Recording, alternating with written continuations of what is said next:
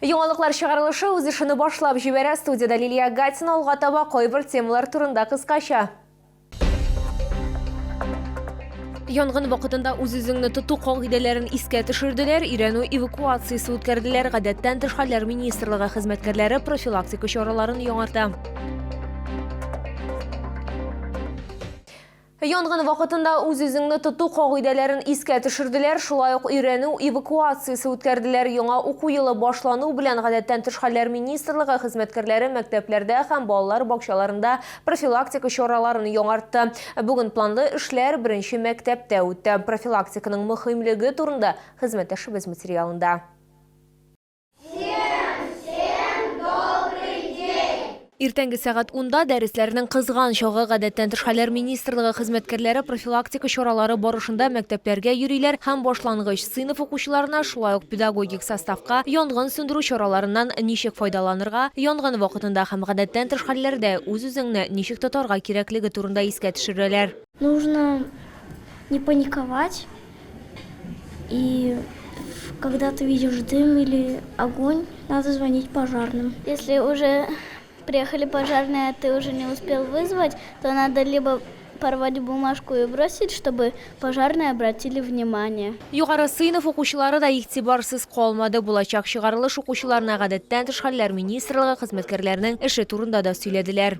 Мы очень рады, что приходят такие люди и рассказывают по своей профессии, потому что буквально в конце года нам уже выбирать, куда поступать. Большинство не знают, куда, конечно, поступать, и у всех сомнения, и вот такие люди нам очень сильно помогают. Профилактик чара кысаларында уку эвакуациясы да үткәрелде. Внимание!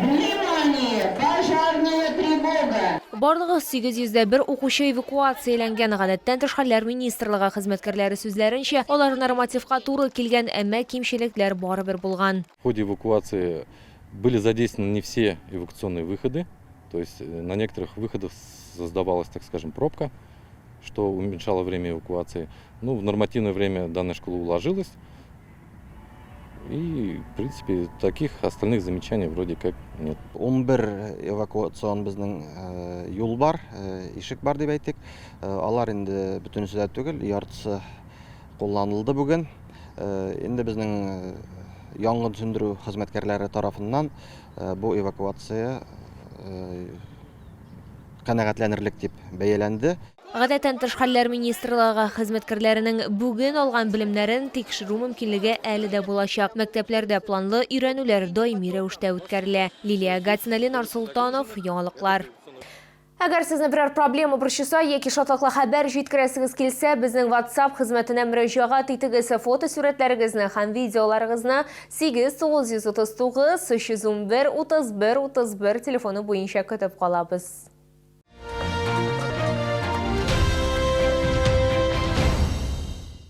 Тукай районы хәрбиләре кыска вакытлы ялда булдылар. Сугышчылар район башлыгы Фаил Камаев белән очрашты. Ватанны саклаучылар хезмәтнең ничек баруы турында сөйләделәр. Шулай ук җитәкчегә үз сорауларын бирә алдылар. Очрашуда безнең төшерү төркеме дә катнашты.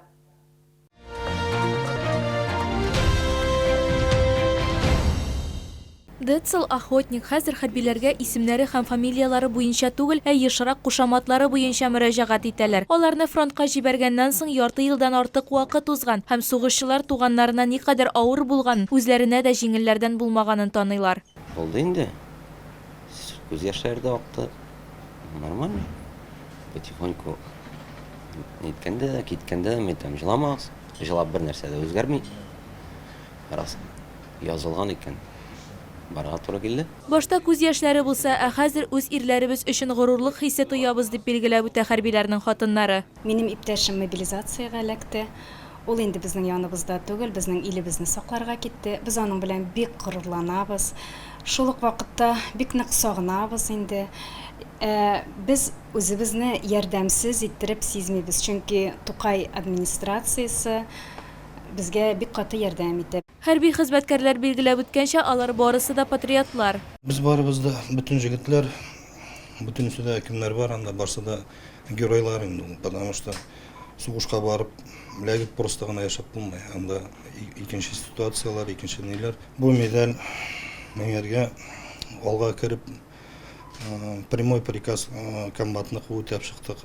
Жігітлерін алып кіріп, минный поле аша и қалған жігітлерін алып шықтым мен. Тукай районы башлыгы белән очрашуларда хәрби хезмәткәрләр хезмәтнең ничек баруы турында сөйләделәр. Алар үзләре өчен бер нәрсә дә сорамыйлар. Бары тик алгы сызыкта булганда туганнары һәм якыннарын кайгыртуны гына үтенәләр. Сораулар төрле. Мәсәлән, сугышчының хатынын эшкә урнаштыру, балалар бакчаларына юллама алу, түгәрәкләргә йөрү һәм башка күп нәрсәләр. Төрле сораулар керә. Ул булмасын жер сорау вопрослары, ул булмасын балаларны бакчага урнаштыру, мәктәпкә урнаштыру, уку йортларына, колледжларга, уку йортларына, башка уку йортларына кертү. Шул ук вакытта мына качаганда ягулык мәсьәләләр дип әйттек бит инде. Кайсына утын кирәк, кайсының җирен рәсмиләштереп бетерә кирәк. Тукай районы башлыгы билгеләп үткәнчә, хәрбиләрнең гаиләләренә кагылышлы хәл итмәслек мәсьәләләр юк. Алардан шикаятьләр килмәде. Очрашу ахырында һәр сугышчыга коллиматор һәм азык-төлек җыелмалары бирелде. Файзилә Шаймөхәммәтова, Эльмира Гайнетдинова, Артем Колесов, Яңалыклар.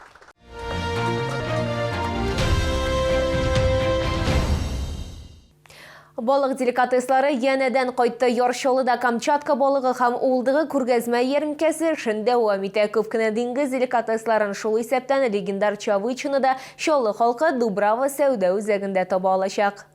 Төрле балыклар тәкъдим ителә. Чавыча, тунец, акбалык, палтус, бирдә файдалы майлы кислота байлыгы тупланган. Алар организмны барлык кирәкле микроэлементлар, аминокислоталар һәм югары сыйфатлы аксым белән тәэмин итә ала. Бу аеруча хәзер салкыннар алдыннан бик мөһим. Астызлы кайнар һәм салкын ысул белән ысланган диңгез продуктларын Камчаткадан нык туңдырылмаган рәвештә китерәләр. Бу аларны файдалы сыйфатларын сакларга мөмкинлек бирә. Очень вкусно, прям достойно. Вообще, я прям рада, что у нас открыли вот такой вот киоск. Мы попробовали чевычу и холодного копчения, просто слабосоленую, белорыбицу. Все очень вкусно, очень достойно. Понравилось. Рыба хорошая. Но мы первый раз здесь, поэтому будем пробовать. Понравится, еще придем. Мне вот чевыча понравилось, холодного копчения.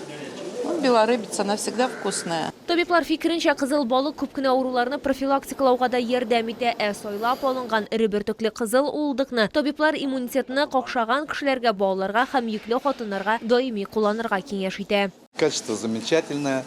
Видно, здесь работала рука специалиста, профессионала. И нам все понравилось. Мы взяли белорыбицу. Она такая приятная, не соленая, почти очень для нас хорошо, конечно, для стариков. Камчатка балыгы һәм улдыгы ярминкәсе 9 сентябрьгә кадәр Дубрава сәүдә үзәгендә Автозаводский проспекты 18Б адресы буенча эшләячәк.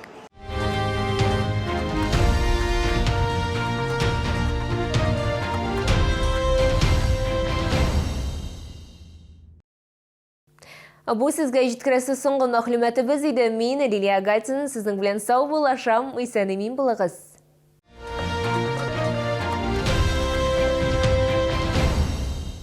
Завтра в поход!